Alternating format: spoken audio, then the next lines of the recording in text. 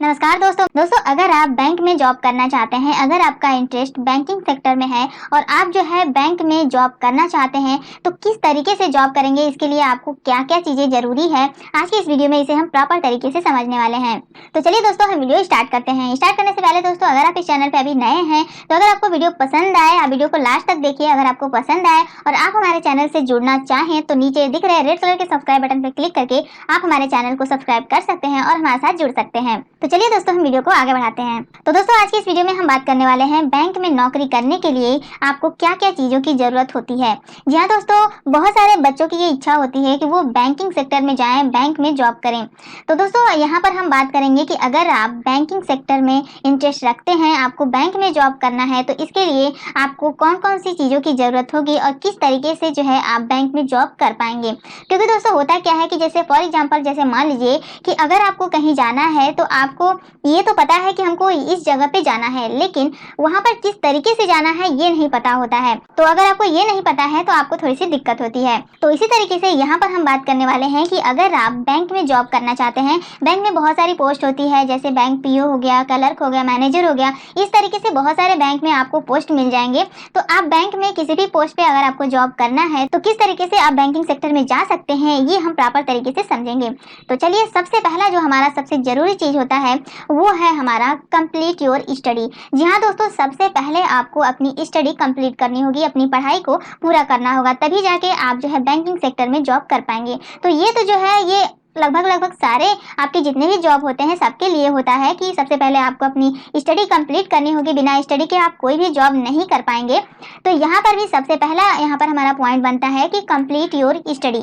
लेकिन अब यहाँ पर पॉइंट ये आता है कि स्टडी हम कहाँ तक करें, हमारे पास कौन कौन सी डिग्री होनी चाहिए, कहाँ तक अगर हम पढ़ाई किए हैं तो हम बैंक में जॉब कर सकते हैं, ये यहाँ पर पॉइंट आता है। तो चलिए इसे भी हम देख लेते हैं। तो सबसे पहला जो हमारा पॉइंट है ये है कंप्लीट योर स्टडी। अब इसके अंदर जो है हम लोग जानेंगे एलिजिबिलिटी फॉर बैंक जॉब।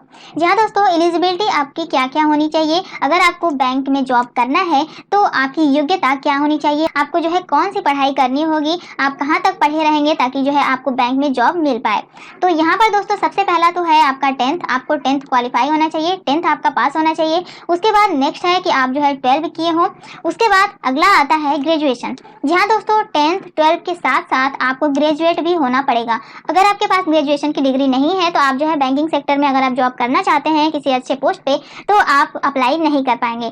तो आपको बैंकिंग सेक्टर में किसी भी पोस्ट के लिए अप्लाई करने के लिए आपको ग्रेजुएशन कंप्लीट करना होगा। अब यहाँ पर एक सवाल ये उठता है, बहुत सारे बच्चों के माइंड में आ रहा होगा कि ग्रेजुएशन हम किस स्ट्रीम से करें, बीएससी करें, बीए करें, या फिर अगर हम टेक्निकल से किए हैं, बीटेक किए हैं तो क्या हम बैंकिंग सेक्टर में जा सकते हैं। इस तरीके से तरह तरह के जो है सवाल आ रहे होंगे। तो यहाँ पर हम आपको ये क्लियर कर दें कि आपको ग्रेजुएशन तो करना है, लेकिन ग्रेजुएशन आप ये बाउंडेशन नहीं है कि आप केवल पार्टिकुलर स्ट्रीम से ही किए हों, या फिर आप साइंस से किए हों, या फिर आप जो है आर्ट्स से किए हों, या फिर कॉमर्स से किए हों, ऐसा इसमें कोई भी बाउंडेशन नहीं है। यहाँ पर आपका जो ग्रेजुएशन है, अगर आप बीए किए हैं तो भी ठीक है, अगर आप बीकॉम किए हैं या फिर बीएससी किए हैं या फिर आप बीसीए किए हुए हैं, या फिर जैसे मान लीजिए कि अगर आपने बीटेक कर रखा है, तो यहाँ पर आप किसी भी स्ट्रीम से ग्रेजुएशन किए हैं तो आप बैंक में जॉब के लिए अप्लाई कर सकते हैं। यहाँ पर ऐसा कोई भी बाउंडेशन नहीं है, चाहे आप आर्ट्स से हो, कॉमर्स से हो, साइंस से हो, या फिर अगर आप टेक्निकल फील्ड में हो, कोई भी फर्क नहीं पड़ता है, आपका ग्रेजुएशन कंप्लीट होना चाहिए। अगर आपने बीसीए किया हुआ है तो भी आप बैंक में जॉब कर सकते हैं, या फिर अगर आपने बीटेक किया हुआ है तो भी कर सकते हैं, या फिर जैसे बीए, बीकॉम, बीएससी, आपने किसी भी स्ट्रीम से अगर ग्रेजुएशन क्वालिफाई कर लिया है तो आप जो है बैंक में जॉब कर सकते हैं, आप बैंकिंग सेक्टर में जॉब के लिए अप्लाई कर सकते हैं। उसके बाद नेक्स्ट जो हमारा पॉइंट आता है वो है IBPS का एग्जाम। जी हाँ दोस्तों, इसके बाद जो है आपको IBPS का एग्जाम देना होगा। अगर आप IBPS का एग्जाम दे लेते हैं तो आप बैंक में किसी भी पोस्ट के लिए अप्लाई कर सकते हैं, अगर आपने IBPS का एग्जाम दिया है तो दोस्तों यहाँ तक अभी हम लोगों ने ये जाना कि बैंक में अगर हमें किसी भी पोस्ट के लिए जॉब को अप्लाई करना है तो हमारे पास क्या एलिजिबिलिटी होनी चाहिए, क्या हमारी स्टडी होनी चाहिए। तो अभी हम लोगों ने ये देखा कि 10th होना चाहिए, 12 होना चाहिए और आपका जो है ग्रेजुएशन कंप्लीट होना चाहिए, तब जाके जो है आप बैंक में जॉब कर सकते हैं। और साथ ही साथ अगर आपने IBPS का एग्जाम दिया है तो आप बैंक में किसी भी पोस्ट के लिए अप्लाई कर पाएंगे।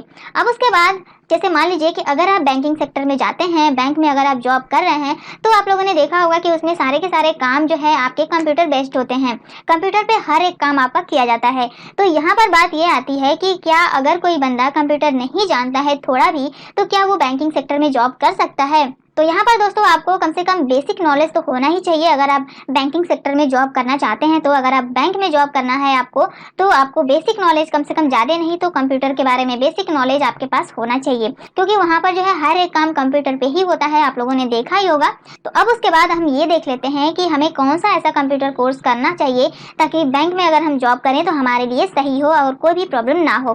तो जो हमारा नेक्स्ट पॉइंट आता है वो है computer course for bank job. जी हाँ दोस्तों, computer courses for bank job मतलब कि अगर आपको बैंक में जॉब करना है तो कौन से ऐसे कंप्यूटर कोर्सेज हैं जो आपको करना चाहिए। तो यहाँ पर दोस्तों सबसे पहला जो है वो है बेसिक कंप्यूटर नॉलेज। जी हाँ दोस्तों, आपको जो है कंप्यूटर के बारे में बेसिक नॉलेज होना बहुत ही जरूरी है। अगर आपके पास कंप्यूटर का बेसिक नॉलेज है तो आप बहुत ही आराम से बैंक में जॉब कर सकते हैं। वहाँ पर जॉब मिलने के बाद जिस हिसाब से आपकी जो पोस्ट रहेगी वहाँ पर आपको ट्रेन भी किया जाता है, लेकिन आपको बेसिक नॉलेज तो होना ही चाहिए।